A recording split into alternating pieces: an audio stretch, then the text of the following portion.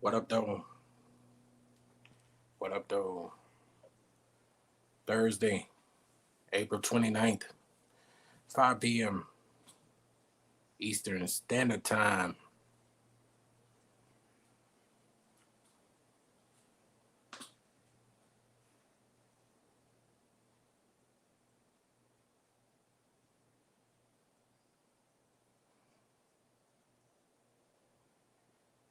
Today is draft day. Little NFL action. Y'all see the representation. Represent with my red and black. Represent for my Atlanta Falcons. Today is draft day. A day I like to refer to as Future Young Millionaires Day or Future Broke Endeavors in Your Future Day. It could be either or. It could be either one. However you choose. I think that we getting a different type of athlete these days. I forget what the ball player name was that invested some of his salary into Bitcoin, and I want to say he came up like 13 million off of the rise of Bitcoin. If I was him, I'd have cashed that 13 out and left the rest sitting.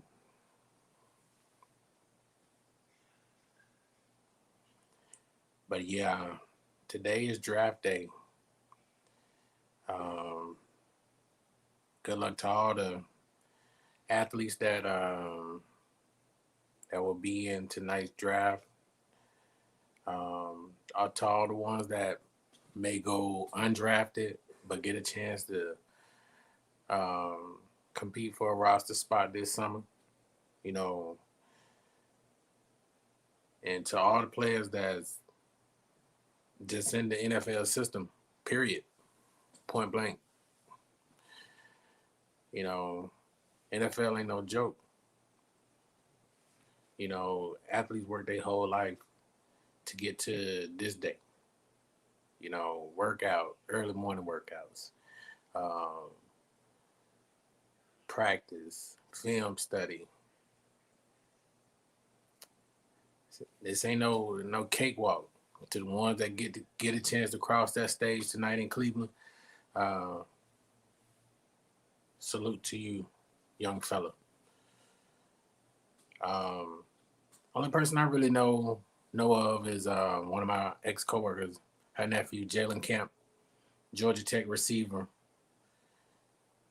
I'm wishing that young fella luck tonight. I'm hoping somebody call his name, if not tonight, sometime this weekend. Um, he definitely done worked his behind off since graduating. I forget, I think one of the Gwinnett high schools he went to, North Gwinnett, and then ended up going to Georgia Tech. And then I think he graduated, got his degree also from Georgia Tech. So big ups to that young man. Hopefully his name will be called, if not tonight, this weekend sometime. Good luck, young fella.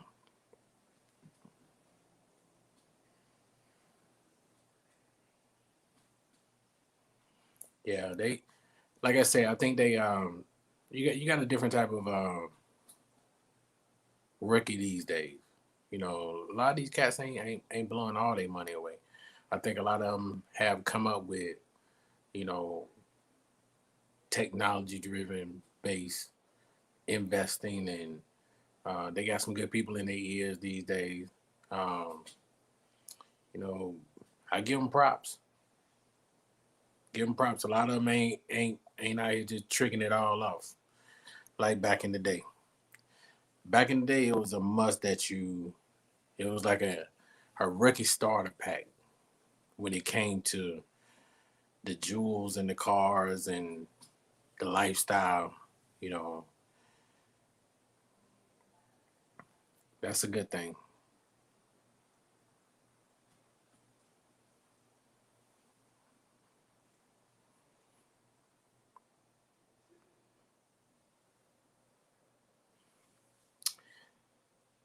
Ray, what the Falcons gonna do with this number 4 pick? I don't know. Me being a Falcons faithful and longtime fan, present season ticket holder, PSL holder, um, got gear for days. But I haven't a clue what they're gonna do with this number 4 pick. Now I have my theories and I have my guess and I have my own personal mock on what I think they should do or a pattern they should go with, being that we're in a serious situation with money. You know, we still are on the hook that Matt Ryan for a few years, and that ain't going nowhere. You know what I'm saying? At least for about 2 more years. You know, I know everybody want to draft his successor at the quarterback. You know, and this year would probably be a good year to do it. But to spend that number 4 pick on somebody that's possibly gonna be sitting the bench for a while, I personally would not do that. You know, I think you definitely got to address the quarterback position at some point in this draft. You know, I'm sure they'll have a whole bunch of camp arms come in, a whole bunch of unrestricteds come through, but one of them draft picks gotta go between rounds 2 through 7. One of them positions got to be a quarterback. Now, what I personally think they should do with the number 4 pick, I like Justin Fields, but that boy Kyle Pitts is a monster. Kyle Pitts is something we ain't seen. He like a generational type talent we ain't seen in a long time. Like he like a hybrid type player that you just don't see that often. Freak of nature type player. You know, barring any kind of injury or any kind of like, you know, behavioral changes or anything like that. I think he got a pretty good head on his shoulders, from what I understand. So I personally think that, you know, go with him with that number 4 pick. If not, if you got somebody that want him or Justin Fields or whoever is the hot commodity that is being valued for that number 4 pick, uh, back of the Brinks truck. We want first round for the next 3 years at least, and your first round this year, and possibly a 6 this year also. Like we want some definite something for the value. But if they decide they don't want to trade out and keep the pick, I would go with Kyle Pitts. I think he probably like the nicest player in the draft. But being that, you know, quarterback ain't a direct necessity. You know, Ryan is definitely on his last leg here in Atlanta. So Kyle Pitts would be my pick.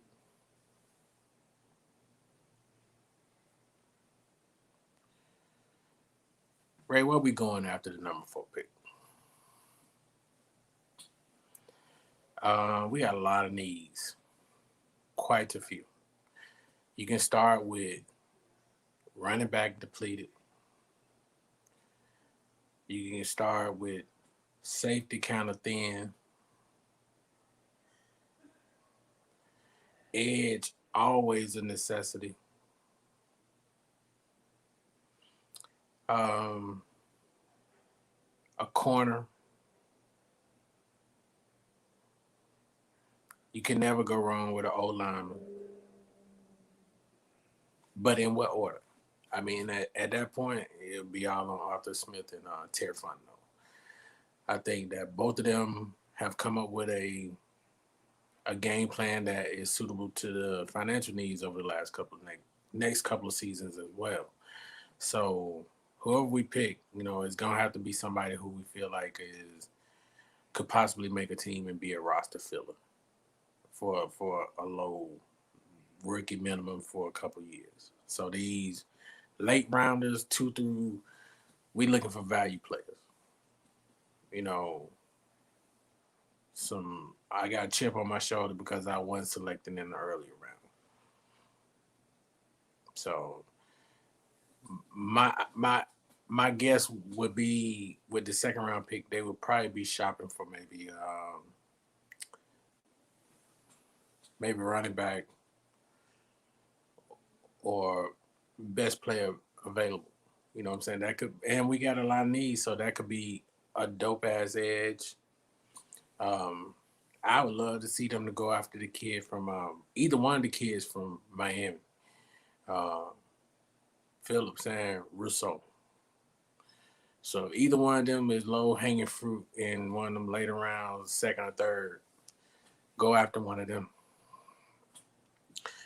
Travis Etienne for Clemson. He will be a running back.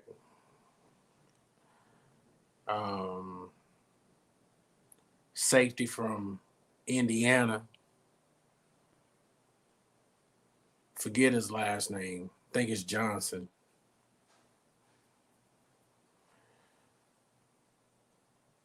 But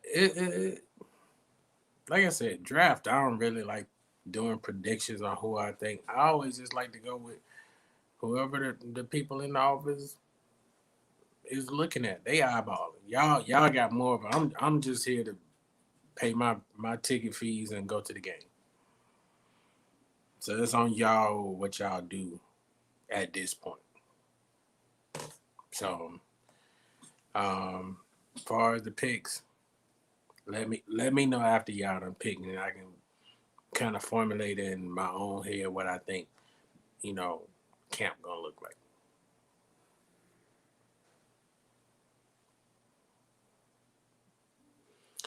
Ray, how would you grade the offseason?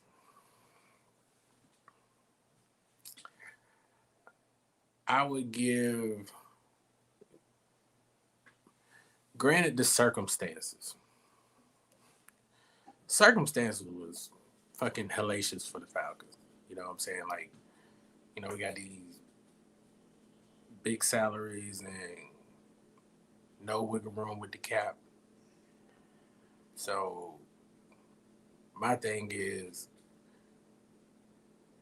under the circumstances, the people they brought in the offseason, personnel wise, I don't know all of them.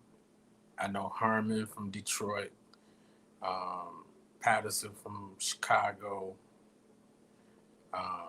safety out of Oakland, Harris. Like I said, there's a few other notables. I think they all gonna be like role players. You know what I'm saying? Nobody, no diamond in the rough.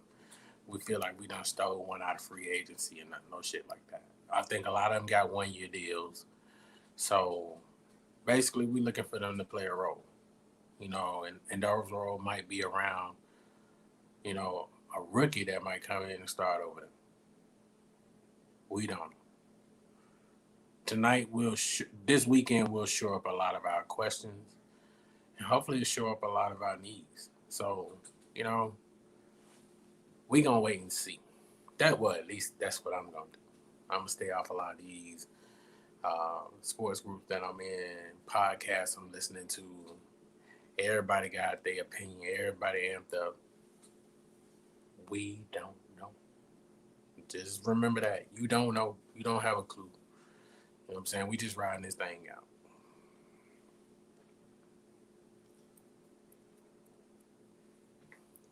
I don't know why my nose always get itchy when I'm recording. It always seems to happen like that. But I don't know. I plan to do a live segment on my channel Thursdays. Go live with Ray. Where, I'm gonna open it up to a Q&A once I get audience. Whatever going on. But for these next few couple of weeks until we can build up some followers and get some people in here and they can interact and throw some questions out there. I'm gonna throw some topics out there. I'm gonna throw some stuff out there that I want to get off my chest. You know what I'm saying? And y'all mostly know how I flow. It ain't all this red and black on today. This is a draft show. This is a draft preview. Don't get all this sports paraphernalia all twisted and stuff. It ain't a game. It ain't a sports show type of platform.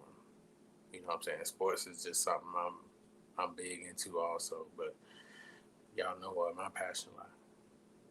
I want to see some people come up. I want to see some people make some money. I want to see some people get that generational wealth going. That's the kind of stuff I want to talk about. During the pandemic, I didn't think we was in a place to talk about a lot of that stuff.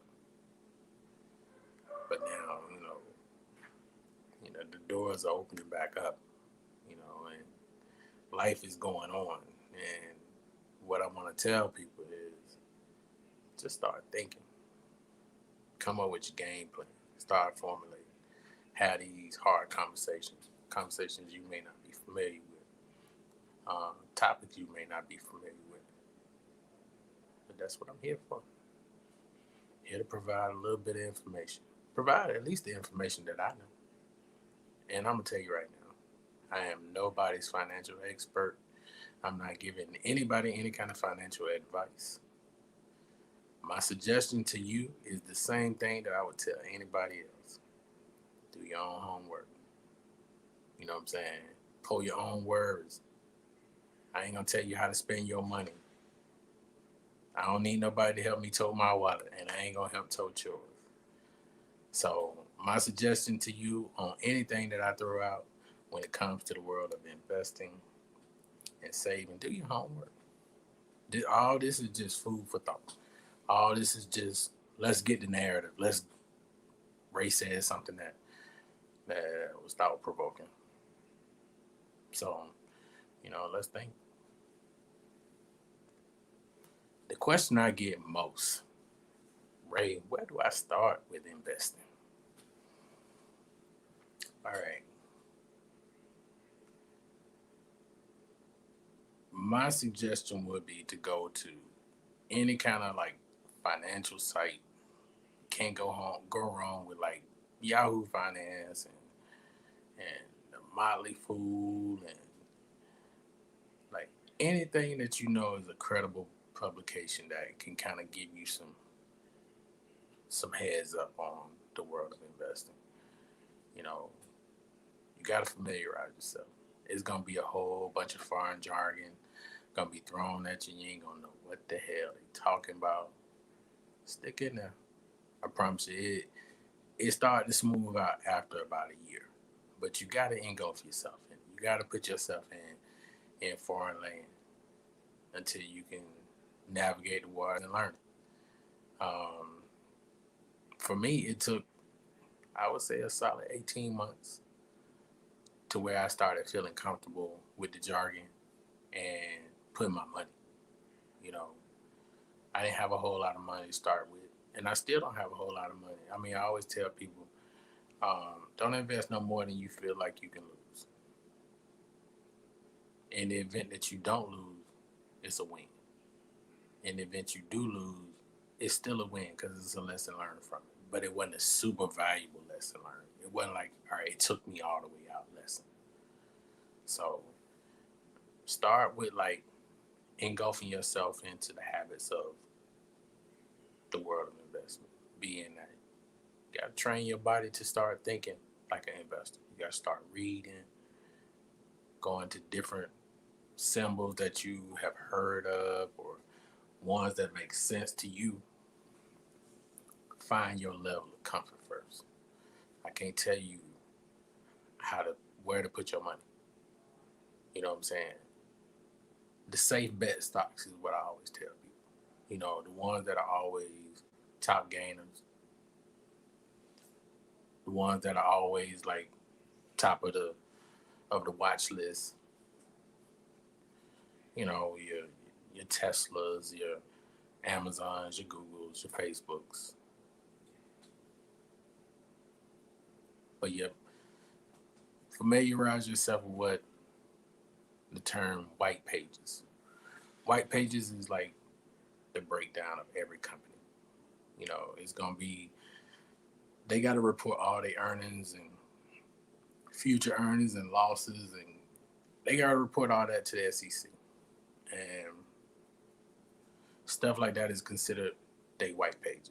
It kind of the the bare bones, the guts of the company, like how the company doing, the forecast, where they going, what they anticipating. You know, it's a situation where you have to kind of like gauge. You have to kind of do your homework. Then you have to look at how whatever is going on in the world. Like pandemic caused mass panic and hysteria for some companies, and some companies lost. But to a company like Clorox, they won. Amazon, winners. So I mean, like you have to kind of gauge the climate of what's going on in the world. All right, figure out people thrive off of the two A's: anxiety and anticipation. The stock market pretty much moves off of the anxiety of others all day long. Somebody scared, somebody buying, somebody happy and selling, somebody sad. You know what I'm saying? It's a winner and loser in every situation, and investing is no different. So that's why you do your due diligence, you do your homework, familiarize yourself with some jargon, some logo, go on some of these financial shows and podcasts and things of that nature, and get a feel. That's the only way you're gonna get into it.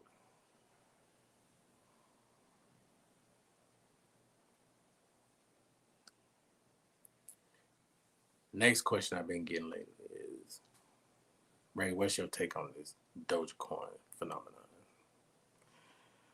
And I'll be honest with you, I'm like probably most financial experts. I think it's a fad. I don't think it's like crypto is kind of like one of those things that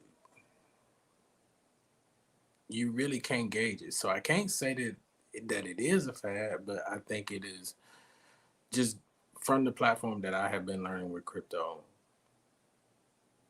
Unless they find some use for this particular coin or this token, it'll be just something that you can put the squeeze on and drive up or down with the market.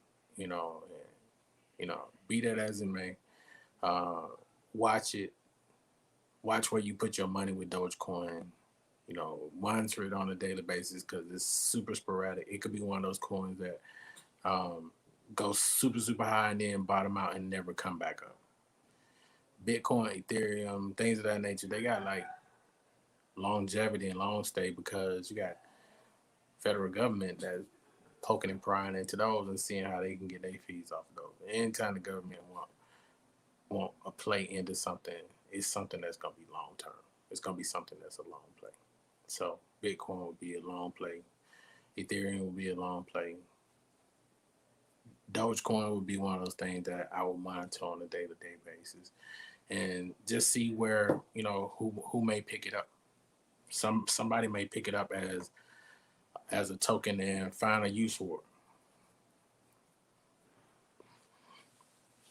Until then, it'll still be a phenomenon for me. I don't think it's a long-term play. That's just my opinion.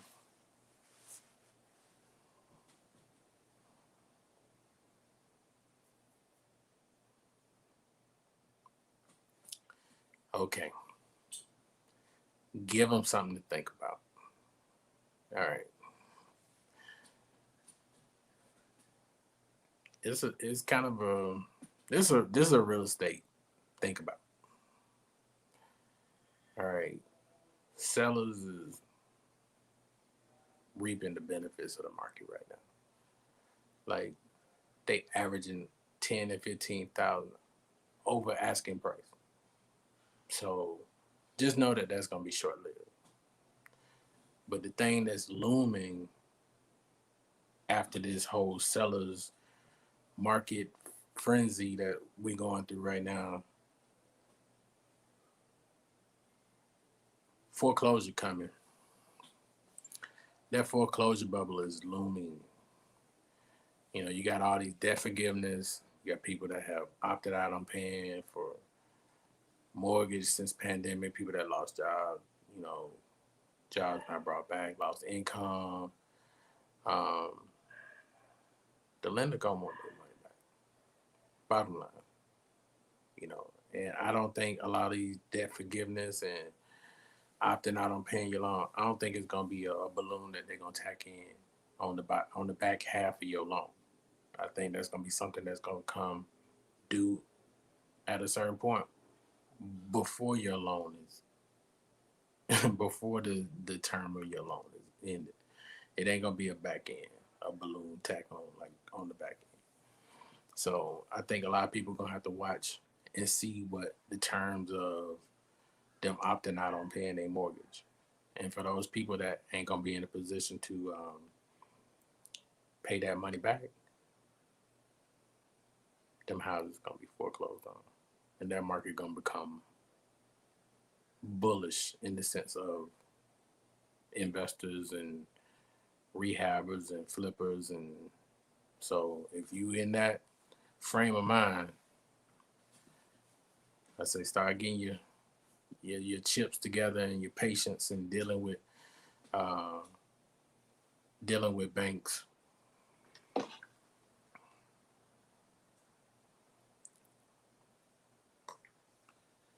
So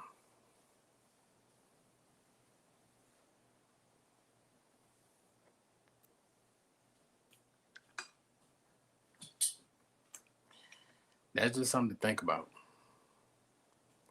You know, I ain't trying to tell you in what direction you should go in, but it is something to think about.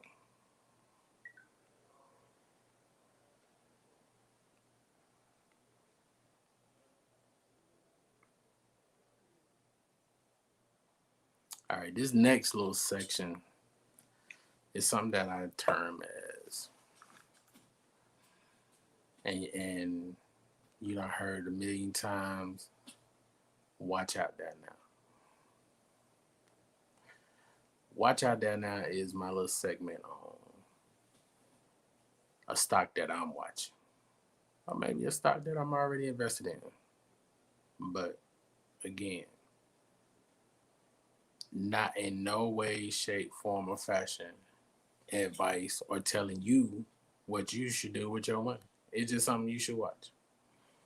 And the symbol that I am going to give you today is NIO. NIO. NIO. NIO. Do your white page check? Do your fact check on your own? I'm not going to do a breakdown or a deep dive. I'm just giving you a symbol. Watch out there now. NIO. NIO. What I will give you is kind of a breakdown of the company and give you some of the more recent news involving the company. All right. It's a Chinese-based company. It's a holding company which engages in the design and manufacture of sales of electric vehicles. Electric vehicles. Company was founded in November of 2014, and in most recent news, and like I said, they a big play in the EV market.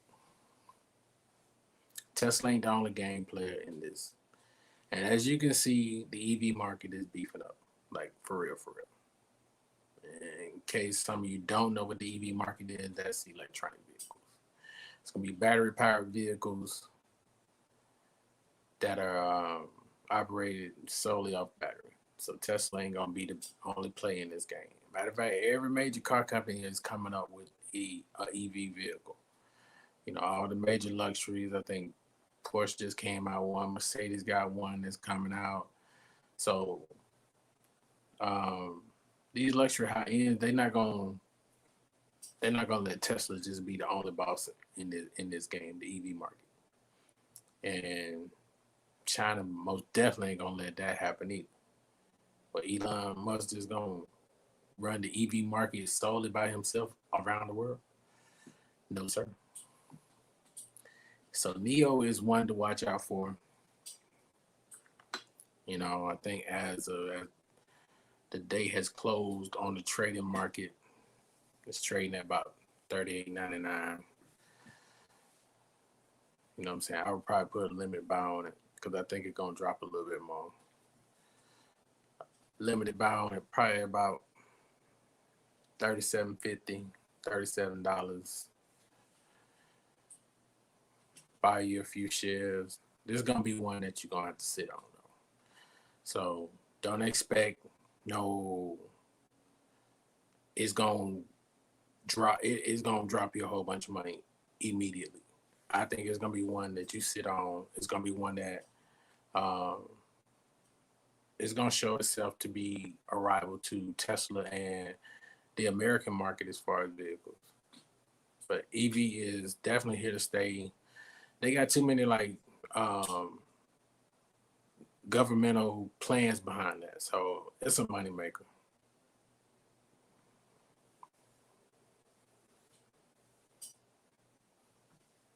I got somebody on. Hit me in the comments. Let me know who you are. You are with my first live YouTube. Now, my next segment is fashion related. Y'all know that's another area that I love. Like I said, it ain't about sports. It ain't just about investing.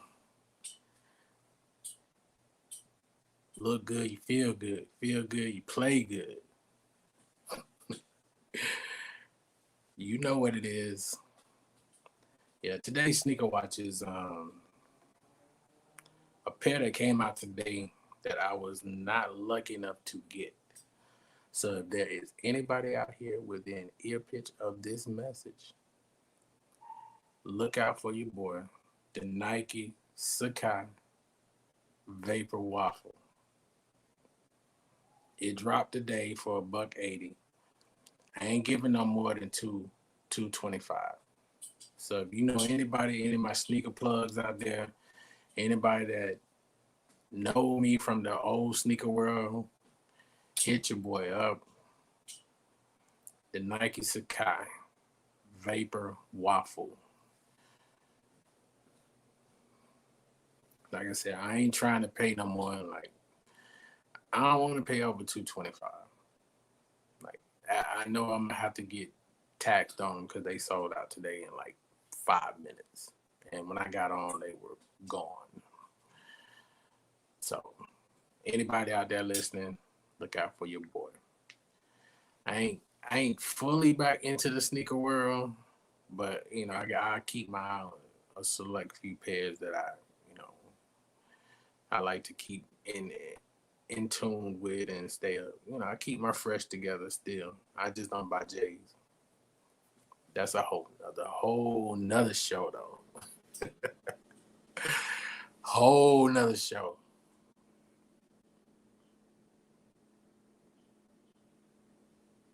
We're gonna keep this vein in the fashion line. You know what I'm saying? Gonna keep it in the fashion line today. I don't know. This next topic, it might step on some toes. It might bruise some egos. Who knows? All I want to know is who rocking the fedoras better, the ladies or the fellas? I've been seeing quite a few ladies killing the hat game lately, fellas. And this is no diss to no guy. I love a dope fedora. I, women just been taking these hats and going somewhere else with them. Like, totally somewhere else with them. And it's to be appreciated. You know what I'm saying? I love it when a woman can be authentically herself with something that may be masculine in a sense. You know, a woman that can pull off a hat like that. I mean, it's dope. I've been seeing quite a few females pull them off lately. I plan to open my fedora game back up in the fall. I ain't gonna do them in the summer. I sweat too easily up under my hat in the summer anyway, and I don't want to sweat mine out. But I've been seeing the ladies kill the game, fellas, and I like it. It's a good look.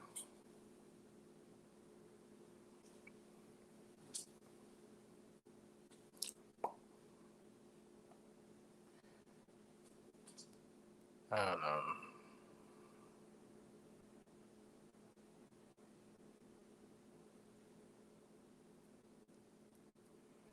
Like I said, on my platform, I want to cover a whole bunch of stuff.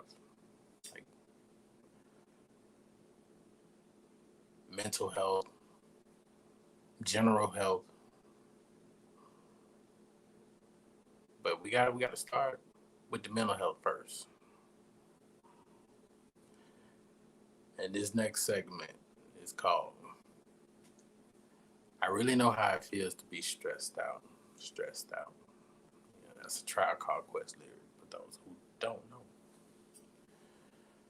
Um, for those who don't know, I'm a massage therapist as well as a healthcare professional, as well as a photographer, as well as a podcaster and investor.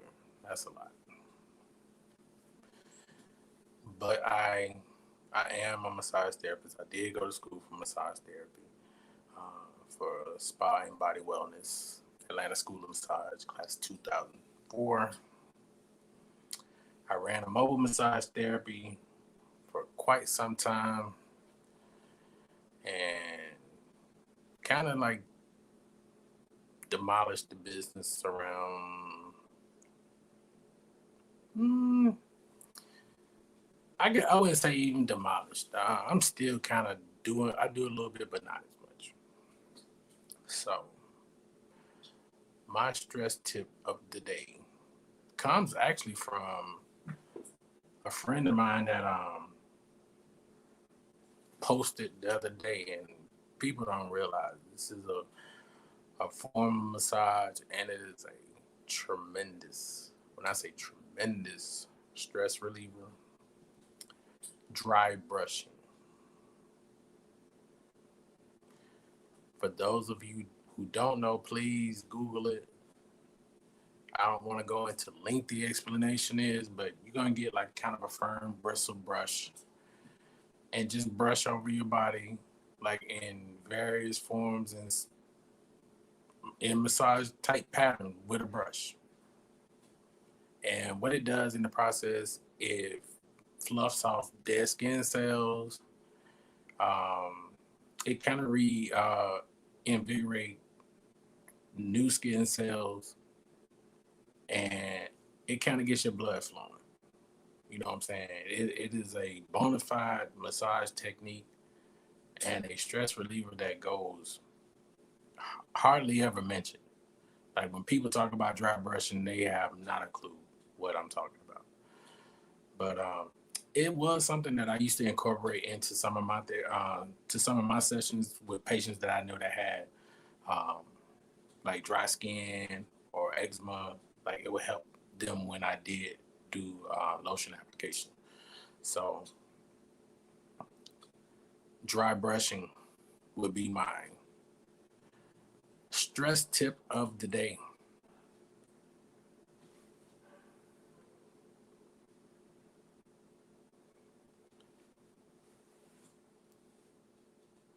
It's, this has actually been a real fluent 41 minutes I've been on. I am not one to live stream. I'm actually fairly new to the live stream game. Like this is actually one of my first live streams. Um, I plan on doing like a live segment at least once a week, but I said the goal is to shoot for Thursday nights at 8 o'clock. So when you hear the replay of this video, just know that, go to my YouTube channel, Ray-Dee-Ant Media, the In Due Time podcast, and that is RayDeeantMedia,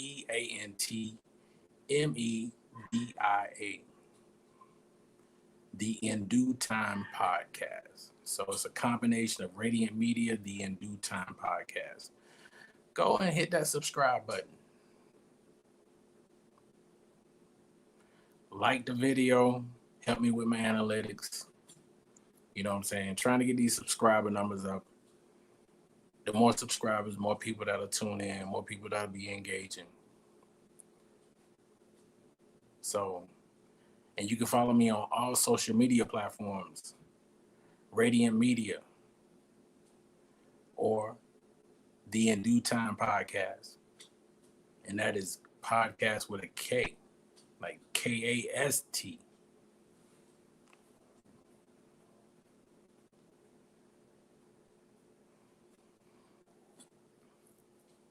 But before I break out, this kind of go in the vein of self-help and stress relief as well.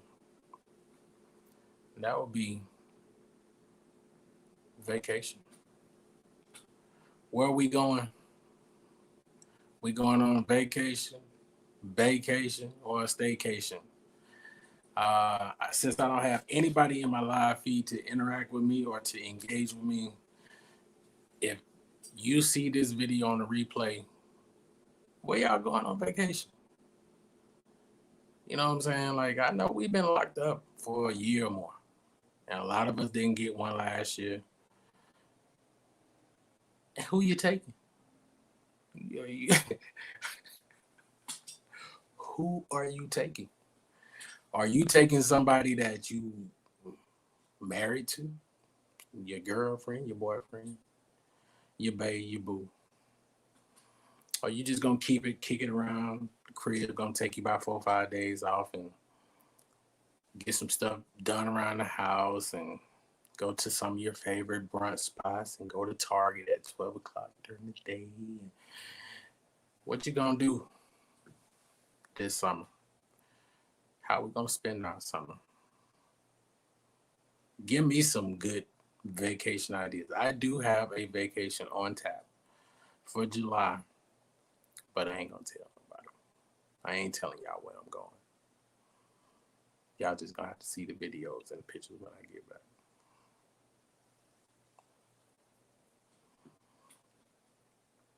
But where y'all going for vacation? For real though.